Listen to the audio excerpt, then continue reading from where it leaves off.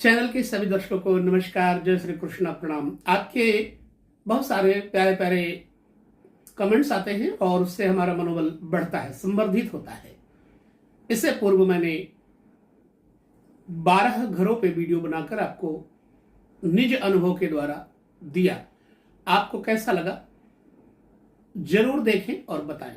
आज की इस वीडियो के अंतर्गत हम चर्चा करेंगे धन भाव की।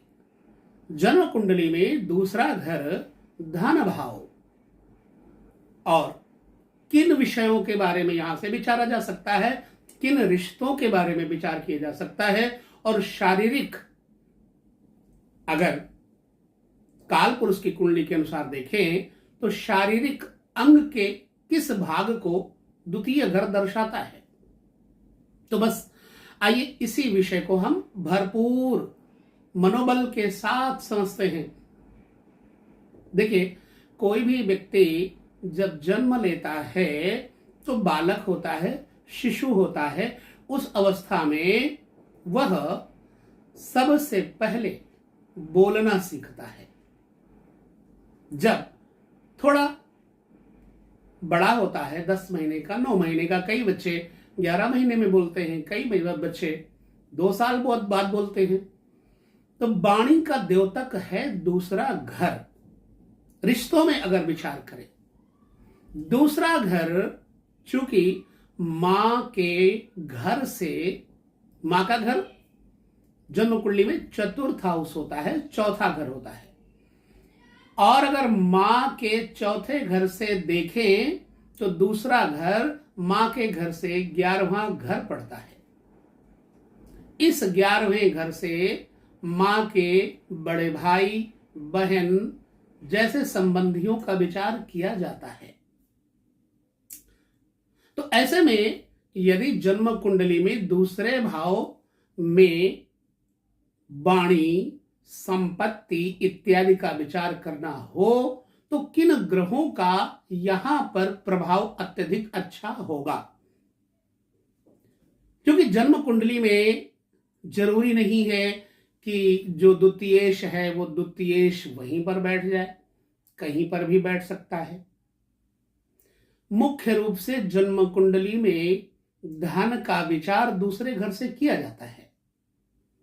अब दूसरे घर का जो स्वामी है, फॉर एग्जाम्पल जैसे अगर लग्न है धनु तो दूसरे घर में मकर राशि आ जाती है, और मकर का स्वामी कौन है? शनि है। अब मुख्य रूप से शनि जन्म कुंडली में तात्कालिक भाव से देखा जाए तो शनि ही धनेश है। लेकिन एक और पहलू है, जरा ध्यान पूर्वक उसको समझिएगा। वो पहलू कौन सा है?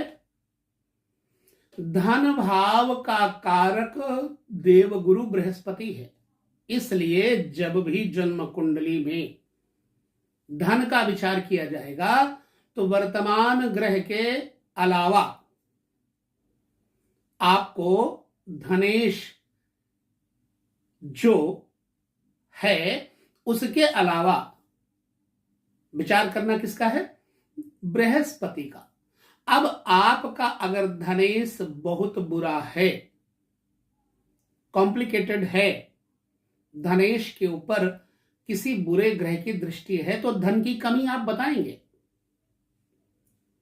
परंतु कभी कभी ऐसा होता है कि धनेश के अलावा भी एक विकल्प बचता है। फार्मूला समझिएगा। विकल्प जो, मान लीजिए हमारे पास कोई डॉक्टर नहीं है, अब विकल्प क्या है उसका? तत्काल हम विकल्प के बारे में, सब्स्टिट्यूट के बारे में सोचते हैं। सब्स्टिट्यूट क्या है? आपके पास देसी दवाइयां होंगी, आप उनसे काम चला सकते हैं जब तक डॉक्टर नहीं है। ये तो बात हो गई एक प्रकार की। ठीक उसी भांति अगर आपका धनेश बाधित है, बुरे ग्रहों की स्थिति में है, तो आपको बृहस्पति से अपने धन का निर्णय करना चाहिए। यदि धनेश बैठा हो तीसरे घर में, मान लीजिए धनेश तीसरे घर में बैठा है। तीसरा घर है क्या जन्म कुंडली में? जातक के छोटे भाई बहन, जातक के मित्र, पराक्रम इत्यादि का है। अब धनेश अगर तीसरे घर में बैठा है तो ऐसे व्यक्ति को यदि धनेश तीसरे घर में शुभ ग्रह के साथ बैठा है तो ऐसी अवस्था में धन को देने वाले आपके पुरुषार्थ और परमार्थ पराक्रम के अलावा आपके मित्र भी होंगे। लेकिन अगर धनेश बुरा हुआ तो मित्र ही आपका वह धन बर्बाद करेंगे, छोटे भाई बहन ही आपका धन बर्बाद करेंगे। आप चाहे जितना पुरुषार्थ पराक्रम करके धन कमाएं, परंतु यदि तृतीयेश की अवस्था, चूंकि कोई भी तृतीयेश, यहां तो हम कोई पार्टिकुलर किसी भी सब्जेक्ट को समझाने के लिए कोई ग्रह, कोई राशि नहीं ली है, वैसे तृतीयेश की अवस्था आपको देखनी होगी। यदि तृतीयेश धनेश का मित्र है तो निश्चित मानिए कि आपके सहोदर, भाई, बंधु आपके साथ मित्रवत व्यवहार करेंगे और आपको संपत्ति में कमाने में सहायता करेंगे। हर समय आपके साथ वो खड़े रहेंगे। यानी धनेश और वाणी का स्वामी दोनों हैं, याद रखिए। पराक्रम पुरुषार्थ के लिए आपकी वाणी भी सर्वोत्तम होनी चाहिए। अगर वाणी आपकी ठीक नहीं है तो आपका कमाया हुआ धन किसी काम का नहीं है, क्योंकि आपकी वाणी सही नहीं है। इसलिए वाणी का भी कारक है। अब यदि धनेश आपका बाधित है तो एक उपाय मैं बता रहा हूं, बहुत सुंदर उपाय है। ननिहाल पक्ष में जो बड़े मामा हैं या बड़ी मौसी हैं, उनके साथ आप अच्छे तालमेल संबंध बनाएं और जिस वार का स्वामी, जैसे बृहस्पति है आपका धनेश, तो बृहस्पति धनेश है और बृहस्पति ही तो आपके ननिहाल पक्ष के यानी मां के बड़े भाई बहन होंगे। ठीक बृहस्पतिवार के दिन आप अपने मामा जी के पास जाएं, मौसी के पास जाएं और उनको प्रसन्न करें, आशीर्वाद लें, उनके साथ बैठें और कुछ उनको दें भी, नहीं कुछ है तो सम्मान दें, और यदि है तो आप कुछ ना कुछ भेंट में मीठा, फल, पीले फल, लड्डू इत्यादि ले जाकर के 9 बृहस्पतिवार या 12 बृहस्पतिवार उनसे मुलाकात करें। आपका धनेश बढ़िया हो जाएगा। अब तीसरे घर में होने के कारण बृहस्पति ही मान लो है, तो ठीक बृहस्पतिवार के दिन अथवा जिसमें बृहस्पति जिस राशि में बैठा है, फर्ज करो देवगुरु बृहस्पति कर्क राशि में तीसरे घर बैठे हैं, ऐसे में तीसरे घर के रिश्तेदार कौन होंगे? छोटे भाई बहन कौन होंगे? चंद्रमा से संबंधित। तो सोमवार आ गया। सोमवार के दिन अपने छोटे भाई बहन, कुटुंबी, मित्र इत्यादि को कुछ न कुछ भेंट करें और उनसे आप भेंट करके अच्छी वाणी के साथ व्यवहार करें। आपका धन दिन दूनी रात चौगुनी बढ़ेगा। ये धनेश की स्थिति में बता रहा हूं। धनेश चला जाए अगर चौथे घर में तो निश्चित मानिए कि ऐसी अवस्था में मातृपक्ष से यानी मां के माध्यम से आपको संपत्ति का सुख प्राप्त होगा। धनेश चौथे घर में है। चतुर्थ घर में होने के कारण अब जिस वार में मान लीजिए सिंह राशि है चतुर्थ हाउस में, तो रविवार पड़ता है। रविवार के दिन मां की सेवा करें, विशेष रूप से, वैसे तो नित्य करें लेकिन उस दिन कुछ विशिष्ट रूप से भेंट करें, सम्मान करें, वस्त्र दें, द्रव्य दें, धातु दें, कुछ भी दें, तो आपको मां के माध्यम से जो आशीर्वाद प्राप्त होगा वो आपके धन को बढ़ाएगा। फार्मूला है, सो मैं फार्मूला बता रहा हूं आपको। यह नित्य और निज अनुभव के माध्यम से यह वीडियो बन रहा है, कोई साधारण नहीं है, क्योंकि मैं किसी को समय देता ही नहीं हूं। और 2 साल पहले, 3 साल पहले की वीडियो आप देखेंगे तो मैंने कोई ऑडियो के अलावा वीडियो दी ही नहीं है। क्यों? क्योंकि मेरे पास समय नहीं होता है। एक तो भजन का सुख लेना है, दूसरा हमारे पास जो ऑफलाइन हमारे कस्टमर क्लाइंट आते हैं उनके साथ भी तो मिलना होता है ना। तो जो समय निकाल के आप लोगों के साथ हम यह वार्ता कर रहे हैं, यह बहुत बड़ी बात है।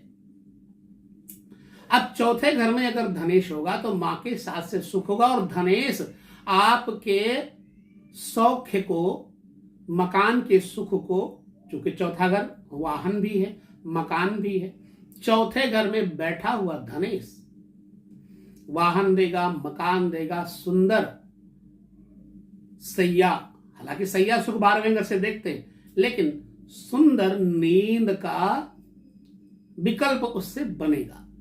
ठीक है, चलिए ये बात हो गई चतुर्थ घर में। यदि चतुर्थ घर, अब चतुर्थ घर तो मां का है ही है, चतुर्थ घर से ठीक दूसरा हाउस, पंचम घर पुत्र का होता है, आपकी आंतरिक विद्याओं का होता है, आपके उदर का होता है। यहां से शुभ विचार, इष्ट साधना इत्यादि का भी विचार देखा जाता है, और मां की वाणी का विचार यहां से किया जाता है, क्योंकि मां से दूसरा घर है ये। दूसरा घर मां के कुटुंब को भी बताएगा। दूसरा घर मां के कुटुंब अर्थात पिता के साथ व्यवहार कैसा है, आपका व्यवहार कैसा है मां के साथ, मां का व्यवहार आपके साथ कैसा है, यह बताएगा। पंचम भाव में बैठा हुआ धनेश शुभ होगा तो निश्चित मानिए कि आपका पुत्र योग्य होगा। उस पुत्र से आपको धन सुख, मकान सुख, यश सुख सब कुछ प्राप्त होगा, और धनेश बढ़िया होने पर आपकी विद्या भी अच्छी होगी,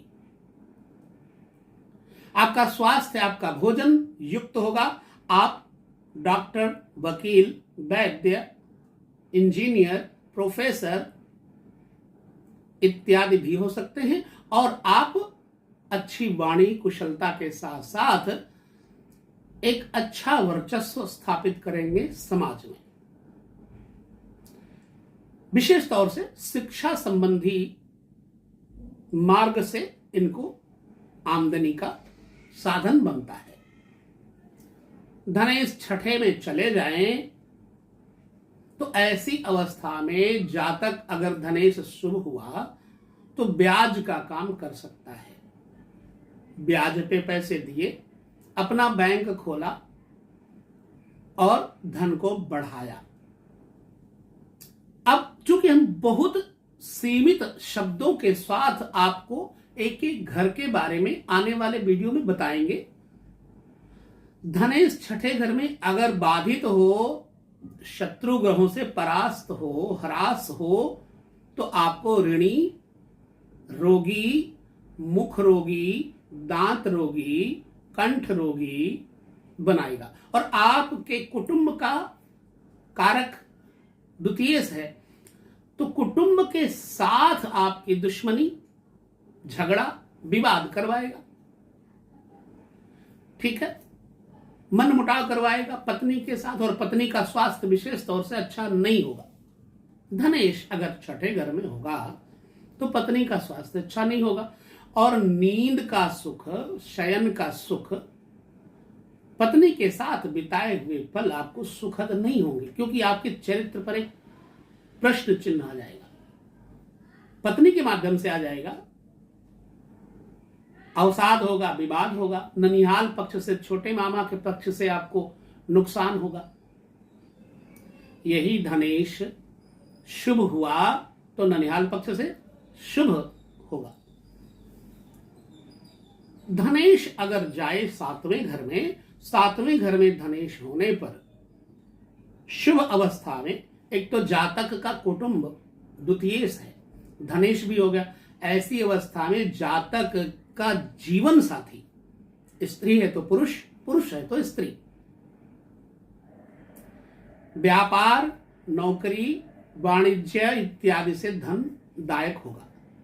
ससुराल पक्ष से यानी पत्नी के पक्ष से इसको विशेष तौर से लाभ होगा। शयन सुख, नींद सुख, मेंटली रिलैक्सेशन आपको अवश्य ही मिलेगा, क्योंकि आपका गृहस्थ बढ़िया मजबूत है। लेकिन द्वितीयेश यानी धनेश अगर बाधित है क्रूर ग्रहों से अथवा शत्रु ग्रहों से परास्त है, तो कुटुंब में बाधा क्यों बनेगी? आपके चरित्र को लेकर के। आपका चरित्र आपकी वाणी का द्योतक है, आपकी वाणी आपके चरित्र का द्योतक है। दोनों एक दूसरे के पूरक हैं। ऐसी अवस्था में यदि बाधित क्रूर खराब अवस्था में ग्रह होगा तो एक तो दो विवाह का कारण बन जाएगा। दूसरी बात, आपके कंठ से आवाज दूषित निकलेगी, घर के लोग बैर विरोध मानेंगे, और आपका व्यापार यदि पार्टनरशिप में है तो वो भी बाधित होगा। सातवें घर में धनेश का होना बुरा, लग्न को भी यानी कि सप्तम दृष्टि से लग्न देखेगा, लग्न को तो लग्न को भी प्रभावित करेगा। ऐसे में यदि आपका धनेश शुभ है तो आपका जो ध्यान है, मन है, बुद्धि है, वो केंद्रित रहेगी। क्योंकि दूसरा घर वाणी का भी है ना, तो वाणी का कारक होने से सप्तम स्थान पर बैठा हुआ पति पत्नी में मिठास देगा। धनेश अष्टम स्थान पे चला जाए तो अष्टम स्थान पे धनेश का जाना बुरा नहीं है। कब बुरा होता है? जब धनेश के ऊपर कुछ बुरे ग्रहों का असर होगा। तो अष्टम स्थान खोज का है, अनुसंधान का है, विज्ञान का है, धरती में भूगर्भ से निकली हुई संपत्तियों का है। धनेश शुभ होने पर ऐसे व्यक्ति को भूगर्भ से संपत्तियां मिलती हैं, खेती बाड़ी से, जमीन जायदाद से उसको प्रफुल्लता प्रसन्नता मिलती है। बुरा हुआ तो खेती बाड़ी व्यवसाय इत्यादि में नुकसान करेगा। पैसा जो लगेगा खेती बाड़ी में व्यवसाय में वो हानि की तरफ ले जाएगा, तो ऋणी भी बना देगा, रोगी भी बना देगा। बस छोटी सी बात है, इसको ध्यान से समझना है। अच्छा, हमने जो पहले चर्चा की थी, उपाय आपको बताए, उसके अनुसार ही आपको यहां पर फार्मूला लेना है। ठीक है, फार्मूला लेना है। मान लो धन की कमी है, पांचवें पुत्र भाव में बैठा हुआ, तो पुत्र का और अपने इष्ट का ध्यान, पुत्र को अच्छी तरह से उसकी सोसाइटी पर ध्यान करने से आपके घर में कोई नुकसान नहीं होगा।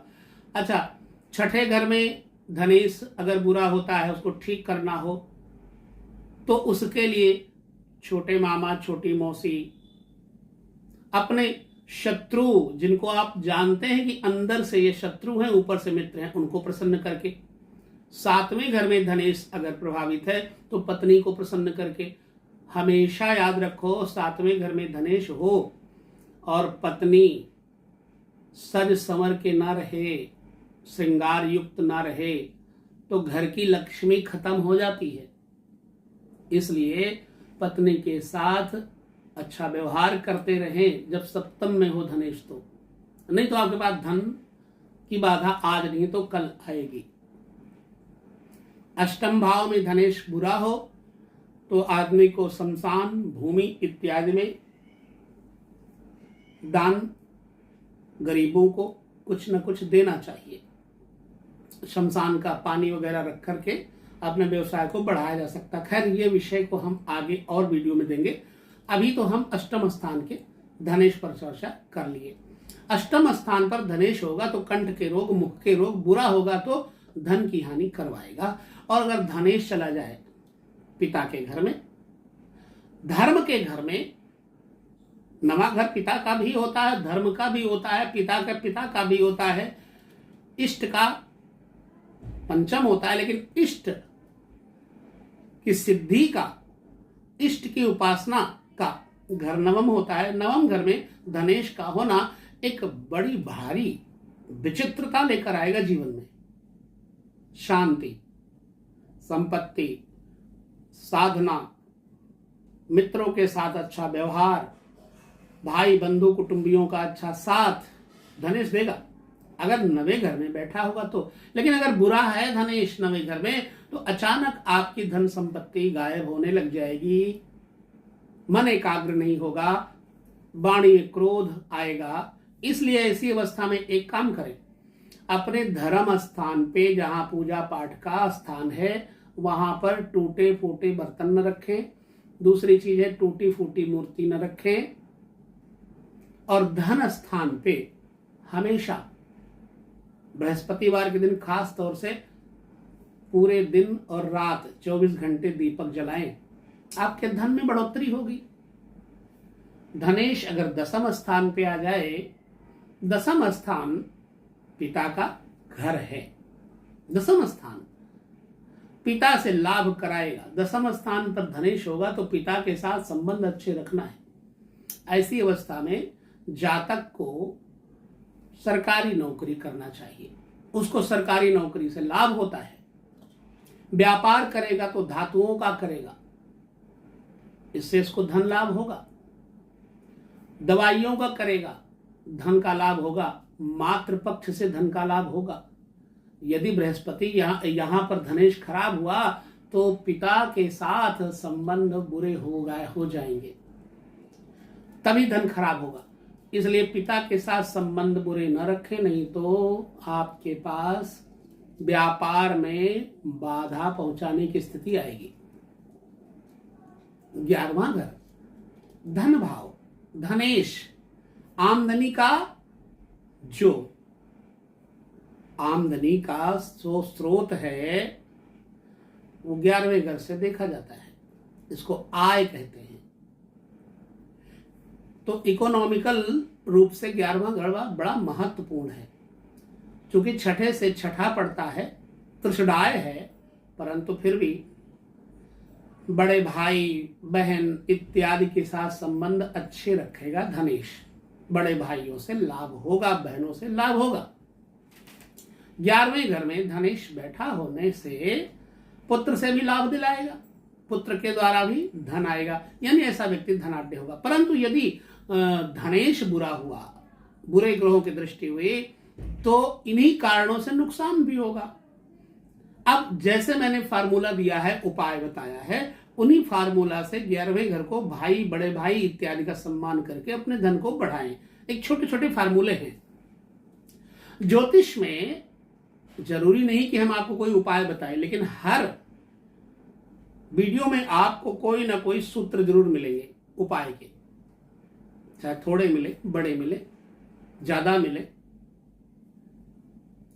धनेश 12वें घर में चला जाए तो ऐसी अवस्था में व्यक्ति के पास धन नहीं रहेगा, क्योंकि द्वितीय इस खर्च में चला गया। जो भी पैसा आएगा वह व्यक्ति दान कर देगा। अच्छा धनेश होगा तो दान कर देगा, पत्नी के सुख के लिए खर्च कर देगा, पत्नी के स्वास्थ्य पर भी खर्च हो सकता है। धनेश अगर आप देखें तो पत्नी का घर 7वां है, 7वें से छठा घर है 12वां, तो 12वां पत्नी के रोगों का है। इसलिए यहां पर आपका धन, यदि धनेश बुरा हुआ तो पत्नी के रोग, पत्नी के साथ लड़ाई झगड़े इत्यादि में भी पैसा लग सकता है। 12वां घर शैया सुख का है, मकान बनवाने में, मकान गिराने में, मकान बेचने में नुकसान हो सकता है। अब 12वें घर में धनेश बुरा हो जाए, चला जाए, तो आदमी को धन भाव तत्काल जगा देना चाहिए। दूसरे घर पे जब धनेश 12वें जाए तो दूसरे घर पे धनेश को लाना चाहिए। कैसे? एक तो वाणी धनेश है, अपनी वाणी को साफ रखें, अपनी जिह्वा को साफ रखें। आप मीठा खा करके ही किसी काम को करें। पत्नी के साथ संबंध अच्छे रखें। अपने बिस्तर के आसपास क्षेत्र में कोई ना कोई धार्मिक ग्रंथ जरूर पीले कपड़े में रखें। इससे आपके पास धन की कमी नहीं होगी। तो देखो, मैंने धनेश पर जो चर्चा की है, ये तो एक फार्मूला रूप से मैंने आपको वीडियो दिया, लेकिन अब हम जो चर्चा करेंगे अगली वीडियोस में वो थोड़ा भिन्न प्रकार से भी हो सकता है। फिलहाल वीडियो बहुत ज्यादा बड़ा हो गया है, अतः हम इस धनेश के ऊपर यही विराम देंगे और बाकी है धनेश के ऊपर भी चर्चा अगले वीडियोस में देखिएगा। लगातार बने रहिए। तब तक नमस्कार, जय श्री कृष्णा और प्रणाम।